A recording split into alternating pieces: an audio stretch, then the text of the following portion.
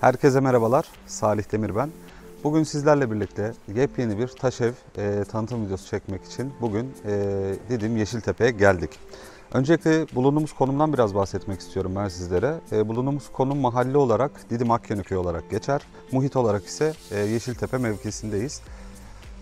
Evet, bulunduğumuz alanda biliyorsunuz genellikle müstakil araziler ve müstakil yapılar burada sık sık karşımıza çıkıyor. Çünkü buranın mimarisi genellikle 600, 650, 700 ve 750 metrekare büyüklüğündeki imarlara bu şekilde parselizasyonlar yapılmış. Şu an benim size bugün tanıtacak olduğum yerimiz aslında başlı başına komple bir taş ev. İsteğe göre yapılmış. Şu anki sahibi kendi istediklerine göre çok güzel bir şekilde mimarisini, projesini çizdirip ve bunu harfi harfi yerine getirmiş. Bugün 700 metrekare arsası bulunan havuz bölümü, müstakil araç park yeri, bahçe bölümü, çardak bölümü, birazdan hepsini gezeceğiz. Ve aynı zamanda 5+2 olarak iç kullanım alanı bu şekilde. Yaklaşık 150-200 metrekare arasında bir net kullanım alanı burada bizlere sunulmuş. Çünkü hem dışarıdaki veranda alanları hem içerideki antre alanlarının genişliğinden dolayı içerisi gayet yeterli büyüklükte. Burada özellikle bu taş evimizi buraya canlı bir şekilde siz de kendiniz gezdiğiniz zaman bu bahsettiklerimin ne kadar orantılı olduğunu daha net anlayacaksınız. Çünkü genellikle ekranlardan izlediğimiz zaman büyük veya küçük olmasını veya uzak veya yakın anlayışı ekranlarda tam net anlatılamayabiliyor. Burayı canlı bir şekilde gezdiğinizde mekanın, bulunduğumuz konumun, bulunduğumuz arsanın ne kadar geniş olduğunu daha net görmüş olacaksınız. Şimdi tanıtımımız biraz uzun sürecek. Daha önceki videolarımı izleyenler bilir. Genellikle çok fazla laf kalabalığı yapmadan direkt net bilgiler size aktarmaya çalışıyorum. Ama bu sefer içerisi de çok detaylı olduğu için çok fazla detaylarla inceleyeceğiz. O yüzden videomuz biraz uzun sürecek. Video başlamadan önce isterseniz çayınızı, kahvenizi hazır edip dikkatli bir şekilde izlemenizi tavsiye ediyorum dedikten sonra hazırsak başlayalım. Evet, şimdi villamızın ön tarafta bulunan havuz bölümündeyim. Havuzun yanında tabii ki öncelikle şöyle gösterelim. Bir duş alanı yapılmış. Havuzu kullandıktan sonra burada pratik bir şekilde duşunuzu alıp daha sonrasında içeriye girebiliyorsunuz. Villamızın içerisine girerken zaten direkt ana yol üzerinde bulunuyor. Yani büyük cadde üzerinde yer alıyoruz. İçeriye arabanızı bu şekilde park edebiliyorsunuz. Garaj kapısını açtıktan sonra içeride güzel bir şekilde tek kişilik bir araç park yeri burada bizlere sunulmuş. Özellikle tabii ki bahsetmiştik. Şu anki sahibinin kendi zevklerine göre dekore edildiği için görsel açıdan güzel detaylar burada karşımıza çıkıyor. Özellikle bahçe alanında kullanılan, peyzaj bölümünde kullanılan bu şekilde heykeller, ondan sonra değişik kaktüs bitkileri, buradaki ağaçlandırmalar ki zaten arka tarafa geçtiğimde zeytin ağaçlarını vesaire de sizlere göstereceğim. Oldukça güzel, sempatik bir bahçe kullanım alanı burada bizlere sunulmuş. Özellikle villamızın, daha doğrusu taş evimizin konsepti eskitme usulü olduğu için hem bu şekilde çeşme başlıklarını burada göreceğiz ve daha sonra içeride de tüm detaylarıyla inceleyeceğiz. Bunlardan daha birçok tane var. İçerisi güzel bir taş yollarla böyle hem villanın içerisi hem biraz sonra arka tarafta da gördüğümüz taş motifler daha çok karşımıza çıkıyor. Sol tarafa doğru döndüğümde iki gözlü burada ayrı ayrı mangalınızı yapabileceğiniz geniş bir barbekü alanı. Yine gördüğünüz gibi dışarıda nargile için kömürünüzü hazırlayabileceğiniz alanlar ve semaverler. Onun yanındaki eskitme aksesuarlar, şöyle gösterelim, gece lambası gibi, gaz lambası gibi birçok motif burada karşımıza çıkıyor. Burada özellikle gerçek manada tatil keyfini yaşamak istiyorsanız burası tam keyif yapılabilecek. Havuzu, bahçesi ve burada kendinize ait ateşle uğraşabileceğiniz bölümleri olması gayet güzel olmuş. Şimdi gelelim içerideki çardak bölümüne. Tabii mangalı pişirdikten sonra ve havuzdan da çıktıktan sonra gölge alanında oturmak istediğinizde burası ihtiyacınızı birebir karşılıyor. Ve bunun içinde özellikle sıradan bir masa kullanmaktan ziyade gördüğünüz gibi taş bir masa burada düşünülmüş ki zaten 4 ayaklı ve bu ayakların hepsi zemine demir çubuklarla sabitlendiği için bunu buradan sökmeniz de çok zor, bunun devrilmesi de çok zor. Oldukça uzun ömürlü ürünler ve suya dayanıklı ağaç koltuklar burada tercih edilmiş. Evet, hem bu taş evimizi tanıtırken hem kaliteden bahsedeceğiz hem de uzun ömürlülükten burada bahsedeceğiz. Şimdi arka bahçe bölümüne doğru ilerledikten sonra tabii aslında arsamızın büyüklüğünü anlayabilmeniz için dışarıdan bir gezi yapacağım öncelikle. devam edelim. İçeride birden fazla ağaç göreceksiniz. Özellikle zeytin ağaçları ve meyve ağaçları buraları güzel bir şekilde donatmış. Tabi bunlarla uğraşmak, burada vakit geçirmek oldukça keyifli olacaktır. Arka bahçeye geçtiğin takdirde ise hemen karşımızda bir yeni yeni büyüyen nar fidanları yer alıyor. Karşı tarafta yine zeytin ağaçlarımız. Hatta bir de arka cephe olarak sizlere göstermem gerekirse taş evimizin dış cephesi oldukça güzel. Tabi bu güzel görüntüyü akşam da sağlayabilmek açısından özellikle dış cephe aydınlatması da gayet güzel yapılmış ki zaten şurada çok kısa bir şekilde hatta size yakınlaştırmaya çalışayım. Yansıtmalı led ışıklarımız buralarda kullanılmış yine. Bahçe duvarımızda ise akşam aydınlatmaları için aplikler yer alıyor. Hemen sol tarafa doğru döndüğümüzde yine bahçe mobilyalarınızı, havuz malzemelerinizi, fazlalık eşyalarınızı koyabileceğiniz bir kapalı depomuz yer almakta. Hemen onun üstünde de güneşten faydalanabilmeniz için güneş enerjisi bağlantısı yapılmış. Sıcak su ihtiyacını bu şekilde karşılıyorsunuz. Ki zaten villamız içerisinde kalorifer tesisatı da hazır bir şekilde döşenmiş.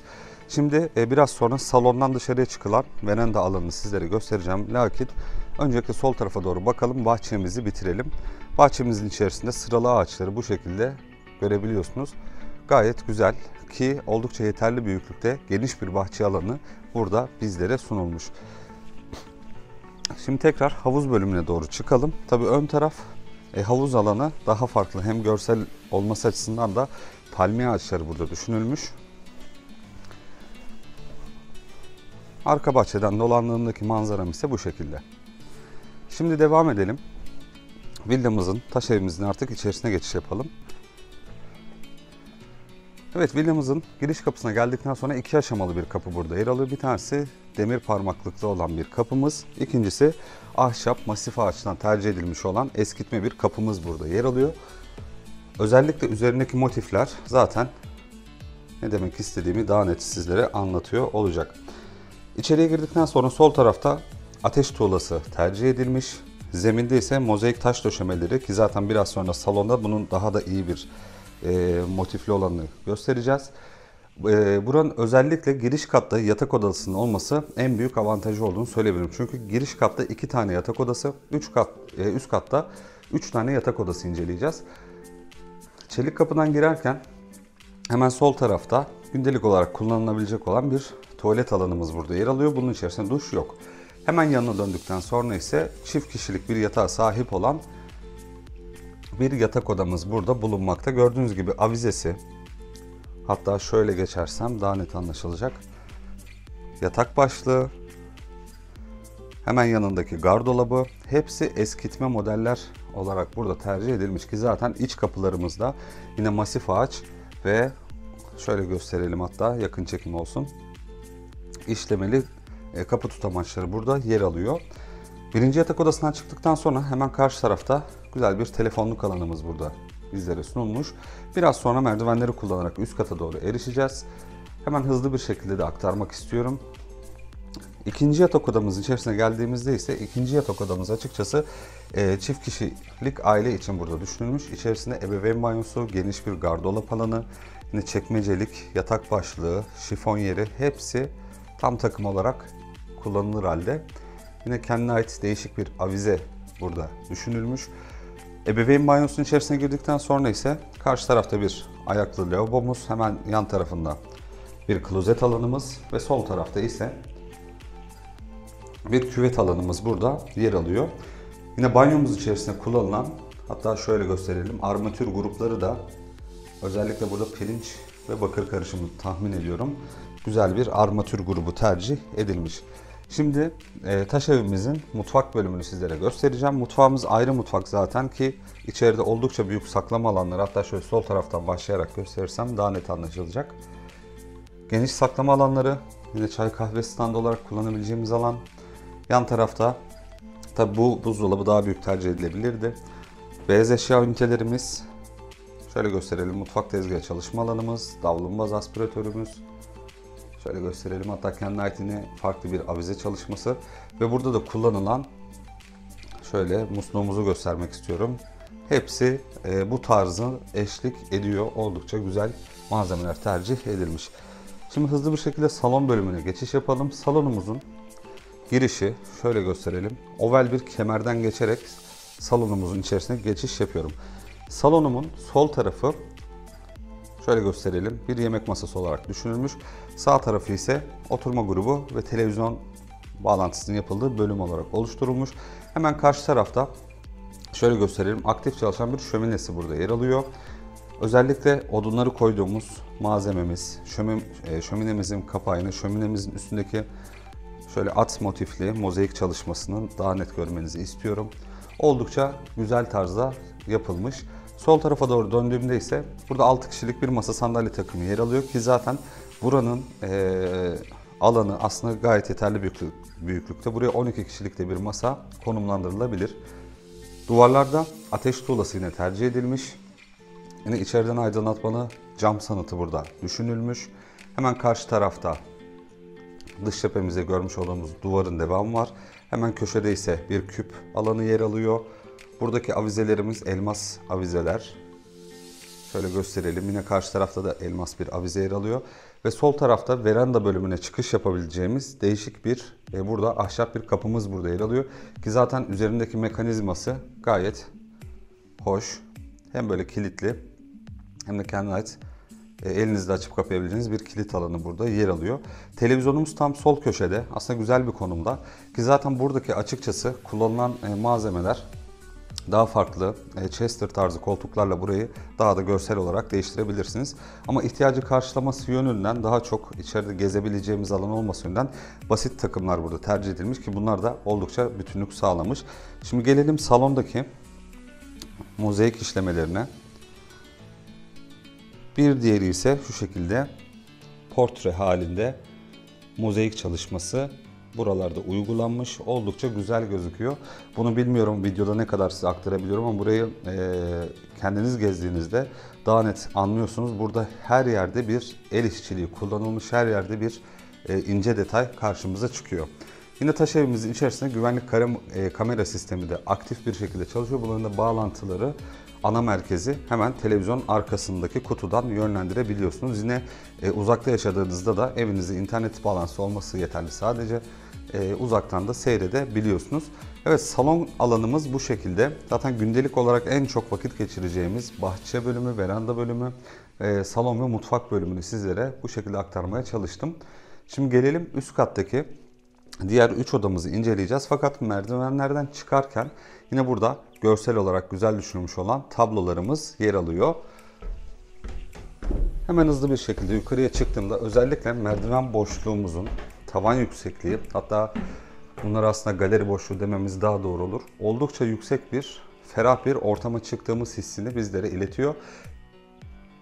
Ki üst katta oluşumuzun da özellikle yatak odasındaki tavan yükseklikleri gayet büyük. Şimdi birinci yatak odamızdan başlayacak olursak, içeriye girdikten sonra hemen sol tarafta karşılıklı koltuk takımlarını burada net bir şekilde görebiliyoruz. Hatta buralarda kullanılan perde ünitelerinde de şöyle gösterelim. Demir bir perdeyi kullanabilmeniz için demir bir mekanizma yapılmış. Bunların hepsi hem işçilik hem uzun ömürlülük olarak bizlere geri dönüş yapıyor. Özellikle biz buraya öğlen saati gelmiş olduğumuz için dışarıda hava gayet sıcak. Ama içeriye geçtiğimizde özellikle biliyorsunuz bu taş evlerin hem nefes sağlığı için artıları söz konusu hem de bu hava derecesini dışarı ile içeriği oldukça farklı yapabiliyor. Bu yüzden hiçbir şekilde klima kullanmanıza burada gerek yok. Hemen karşı tarafta ise odanın kendine ait olan bir gömme dolabı burada konumlandırılmış. Yine üst kattaki iç kapılarımız ise bu şekilde masif ağaçlar tercih edilmiş. Bahsettiğimiz üzere kalorifer tesisatı yer alıyor demiştik. Tüm odalarda, antre alanlarında bol bol bu radyatörleri görebiliyoruz. Bunları da merkezi ısıtma sistemiyle kullanabiliyorsunuz. Banyoya girmeden önce sol tarafta yine ahşap bir sandığımız burada. Üzerinde hatta bir deve motifi yer alıyor. Şöyle gösterelim. Güzel bir işlemesi olan ahşap bir sandığımız burada bulunuyor. Gelelim ortak kullanım alanı banyomuza. Banyomuzun içerisine girdikten sonra sol tarafa doğru döndüğümde aslında şöyle bakarsak eğer sıradan bir lavabo görüyoruz. Fakat yaklaştıktan sonra ince detayları sizlere aktarmak istiyorum. Hamamlardaki gibi sıcak ve soğuk suyun farklı olarak akıtıldığı çeşmelerimiz burada yer alıyor. Yine havluluğumuz Buradaki şamdanlarımız, buradaki yine bir rafımız yer alıyor. Bunların hepsi bakır işlemeler olarak kullanılmış. Yine sağ tarafa döndüğümde büyük bir jacuzzi alanı burada bizlere sunulmuş ki zaten bunun da kendi içerisindeki armatürleri tekrar gösteriyorum. Şöyle oldukça güzel desenlerden tercih edilmiş. Şimdi gelelim banyodan çıktıktan sonra diğer odalarımızı hızlı bir şekilde inceleyeceğiz. Diğer yatak odamızın içerisine girdiğimizde aslında burası yine ikinci bir oturma odası olarak kullanılmış. Yine koltuk takımları.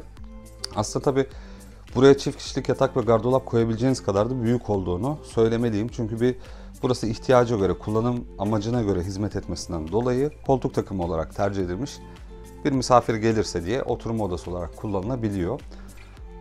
Bunun da yine üzerindeki aynası oldukça farklı bir tarzda oval bir ayna burada tercih edilmiş. Şimdi bu odamızı tamamladıktan sonra sonuncu odamıza gireceğiz. Bu odamız taş evimizin artık 5. odası olarak düşünebilirsiniz. Son odamız burası.